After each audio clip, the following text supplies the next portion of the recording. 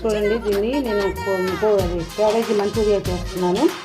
బయట మనకి దొరికితే పిల్లలు ఆత్రంగా తింటారు, కానీ మనం చేసుకుంటే కడుపు నిండా తింటాం. చూడండి, ఇలా సన్నగా తీసుకుని సన్నగా చదివేసుకోవాలన్నమాట. ఇట్లా స్ప్రింగ్ రోల్స్ లాగా చదివేసుకోవాలి. చక్కగా చేసేసుకొని ఇవ్వండి దీనిలో కలిపేసుకోవాలి. దీనిలో ఏం వేసానంటే నేను మైదా, కార్న్ఫ్లోరు, అల్లం వెల్లుల్లి పేస్ట్ చూసారు కదా, ఇది అల్లం వెల్లుల్లి పేస్ట్, కొంచెం పసుపు, ఉప్పు, కొంచెం గరం మసాలా వేసి తడిపెట్టాను. తడిపెట్టేసేసి ఇలా మంచిగా ఇట్లా కొద్దిసేపు ఒక 10 నిమిషాల సేపు నాననియాలన్నమాట. అప్పుడు నానితే ఆ క్యాబేజీకి మొత్తం ఫ్లేవర్ అంతా పడుతుంది. ఇప్పుడు నేను ఈ లోపల ఉల్లిపాయలు ఇవ్వండి, ఆయిల్ వేసి ఉల్లిపాయలు సన్నగా కట్ చేసుకొని ఇలా ఫ్రై చేసుకోవాలి.